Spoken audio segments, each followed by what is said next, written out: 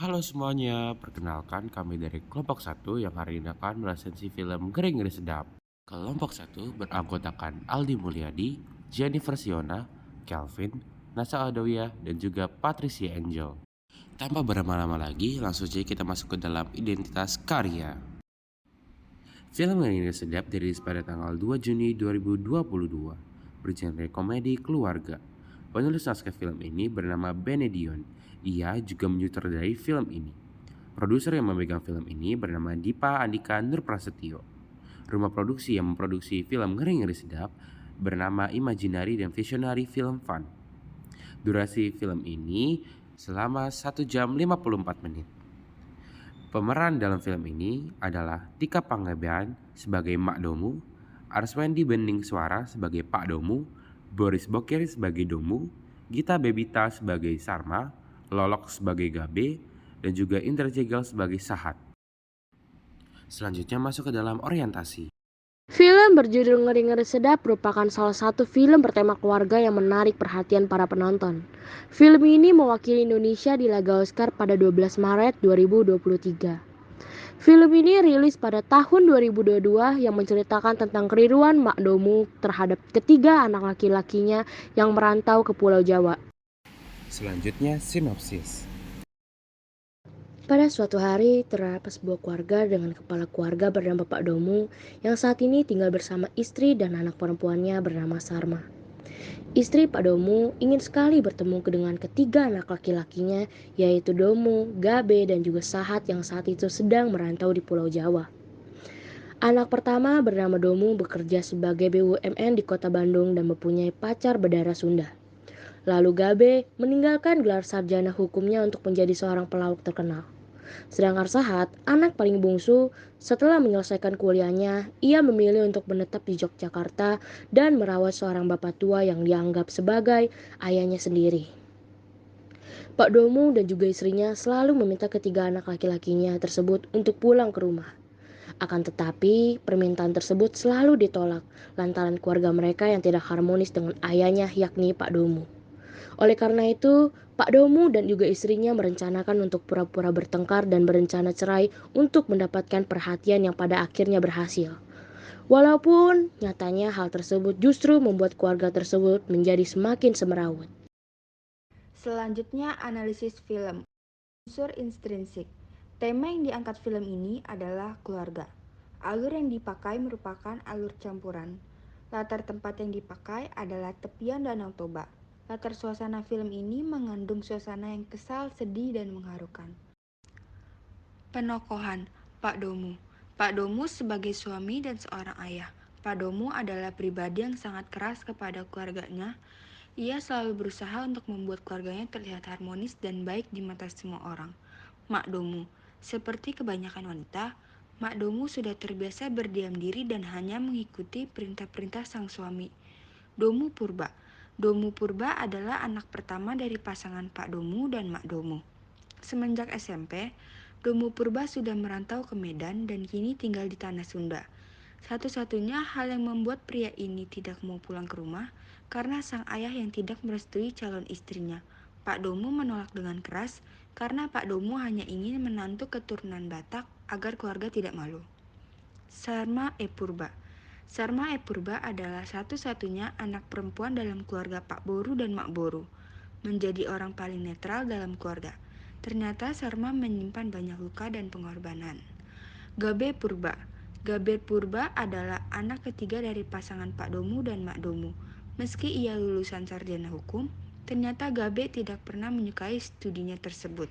Justru, Gabe Purba malah menjalani karir sebagai seorang komedian di ibu kota. Ia selalu saja berselisih dengan kakak pertama dan sang ayah, karena berusaha mengejar kebahagiaan dan cita-citanya. Sahat Purba. Sahat Purba adalah putra bungsu dari Pak Domu dan Mak Domu. Pria ini mengenyam pendidikan di Yogyakarta dan menolak untuk pulang. Alasannya karena ia ingin membantu para petani yang ada di sana. Terlebih lagi, Sahat merasa sangat nyaman ketika ia tinggal bersama Pak Pomo. Sahat merasa pria itu lebih memahami dirinya dibandingkan dengan ayah kandungnya sendiri. Film ini menggunakan sudut pandang orang ketiga. Amanat dari film ini adalah jangan memaksakan keinginanmu kepada orang lain karena belum tentu apa yang kau inginkan merupakan hal yang terbaik bagi orang tersebut. Dan harus saling mengerti satu sama lain antara kedua orang tua dengan anak-anaknya. Karena agar dapat terwujudnya inspirasi bahwa untuk menjadi keluarga yang bahagia itu bukan memakai tekanan, melainkan menggunakan kebebasan agar menuju kebahagiaan bersama. Film ini mengandung bahasa daerah yaitu bahasa Batak dengan menggunakan aksen maupun logat masih sangat kental. Evaluasi. Kelebihan film. Alur cerita di film ini cukup jelas. Sinematografi yang sangat baik. Cerita yang diangkat bisa dibilang relate dengan masyarakat umum karena mengangkat tema keluarga dan komedi. Latar belakangnya pun menarik para penontonnya karena menggunakan budaya adat Batak yang masih terasa kental. Dan cara penyelesaian masalahnya juga masih terbilang simpel untuk dipahamin oleh para penonton. Serta banyak pelajaran yang dapat diambil dari film ini. Karena film ini mengajarkan tentang satu keluarga Batak yang dipandang tinggi karena 3 anaknya yang cowok sukses bekerja di luar kota. Namun sudah lama merantau dan sudah lama tidak kembali ke rumah halamannya. Ibu Domo menginginkan mereka bertiga kembali ke rumah dengan alasan kebohongan bahwa ibu dan bapak Domo ingin bercerai.